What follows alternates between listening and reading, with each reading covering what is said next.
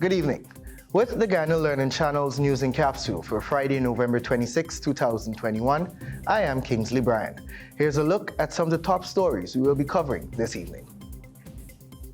We'll tell you that the European Union and the Ministry of Finance held talks.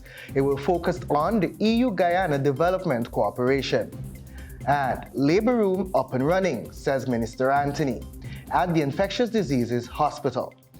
And encashment of cash grants extended. Recipients now have until December 15 to cash their grants. And in news from the region, we'll tell you Jamaican school teachers to get e-vouchers to purchase laptop computers in December. And on the international scene, plans for a 10-minute city in the works as architects view South Korea for the ambitious project. And now for the news in detail. A release from the Department of Public Information has noted that Senior Finance Minister Dr. Ashton Singh recently met with European Union Ambassador to Guyana, Dr. Fernando Pons-Canto, at the Arthur Chung Convention Center, where the two officials co-chaired an important policy dialogue focused on EU-Guyana development cooperation. The meeting was a successful step towards further cooperation achievements for the benefit of Guyana's citizens, with discussions focused on the EU's Development Cooperation Program with Guyana. The EU and Guyana have an increasingly close partnership based on common values, objectives, and interests, covering all matters of mutual interest. While addressing the meeting, Minister Singh placed on record the strong appreciation of the government for the EU's sustained support to Guyana over the years. He also expressed optimism that the strong relationship that Guyana and the EU enjoy will continue to grow in the years ahead as Guyana traverses this new phase in its economic history. Ambassador Fernando Pons-Canto pledged the European Union's continued commitment to the EU-Guyana partnership as Guyana advances its development agenda as a new and emerging oil and gas producer. The ambassador recalled the determination and resilience of the Guyanese people to preserve democratic norms and the rule of law. Minister Singh then further reaffirmed government's appreciation for the EU budget support program. The two delegations held wide-ranging discussions that focused on the government's ongoing investment program in the sea and river defense sector, including mangroves. Both were key areas that underpin EU support over the last decade. Additionally, Dr. Singh and the EU ambassador held preliminary discussions on a new technical cooperation facility valued at 2.73 million euros, in which Guyana will benefit from support for the implementation and development of policies to mitigate the impacts of the COVID-19 pandemic. Possible areas of support include health, livelihood development, biodiversity, forestry, governance, and public financial management. The EU delegation in Guyana was established in December 1972 and is responsible for taking forward the EU-Guyana partnership, including political, development, and socioeconomic relations, trade, and other major policy areas based on solid human, cultural, and historical links. And the Infectious Disease Hospital at Liliendal on the east coast of Demerara now boasts a labor room where pregnant women infected with COVID-19 can give birth.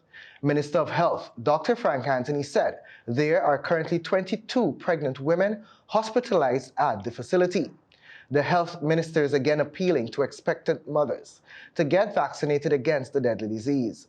In October, the health ministry, in an effort to reduce the number of COVID-19 infections among pregnant and breastfeeding women, rolled out a targeted vaccination campaign. Dr. Anthony said there is still a large percentage of pregnant women who remain unvaccinated. Dr. Anthony reiterated that it is safe to take the COVID-19 vaccine at any time during pregnancy. Earlier this year, there was a lot of skepticism surrounding pregnant and breastfeeding women taking a COVID-19 vaccine, as there was limited scientific data on the issue. However, recent studies have shown that the vaccine is safe for them to take. Also, the Ministry of Human Services and Social Security announced on Thursday that pensioners and persons living with disabilities can cash their 25,000 cash grant vouchers by December 15. Minister Dr. Vindhya Prasad said the extension is to allow persons who could not uplift their vouchers to benefit from the government intervention. The vouchers can be cashed at any post office or SurePay MoneyGram agency. The release said pensioners can visit regional offices or central offices of the ministry to uplift their vouchers, along with their 2022 pension books. She's also encouraging prepaid customers of the Guyana Power and Light to secure the one-time electricity credit made available by government. The one-time credit amounts to $3,750, and recipients are urged to visit the nearest GPL office to convert the credit into a prepaid electricity token. Should persons require further clarity on the initiative, contact can be made with GPL Monday to Friday between 8 a.m. and 3 p.m. GPL's call center can be contacted on telephone numbers 226-2600. Meanwhile, Dr. Prasad noted that the recent cash grant distribution exercise was a massive undertaking, which supported by volunteers along with community and regional representatives. Pensioners who are bedridden, visually impaired, or confined to a wheelchair can receive their pensions through direct delivery by registering for the shut-in service. If their coupon booklet is lost, the ministry is asking that it be reported to the nearest police station. A copy of the police report should then be uplifted and taken to the nearest probation and social services office. If there is a change in address, contact should also be made with the probation office. And turn our attention now to the world of sports. 6 female volleyball teams will vie for supremacy on Sunday, November 28, when the Guyana Volleyball Federation stages a one-day tournament at the Cliff Anderson Sports Hall, Church Avenue.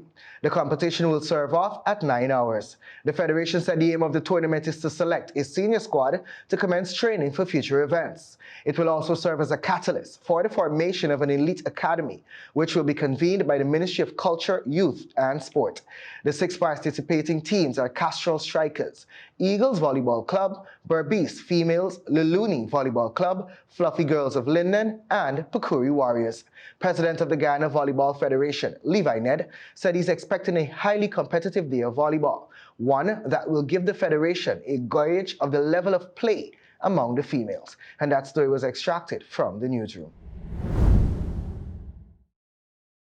And in news from the region, 5,000 public school educators could commence receiving electronic vouchers, or e-vouchers, to purchase laptop computers in December under the Laptop for Teachers program being developed by eLearning Jamaica Limited, ELJAM.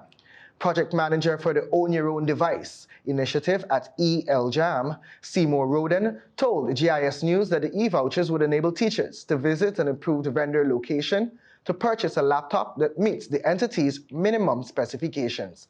He said that teachers would receive the e-vouchers via email or SMS text messages. Roden informed that the list of teachers slated to benefit under the initiative will be provided by the Ministry of Education, Youth and Information.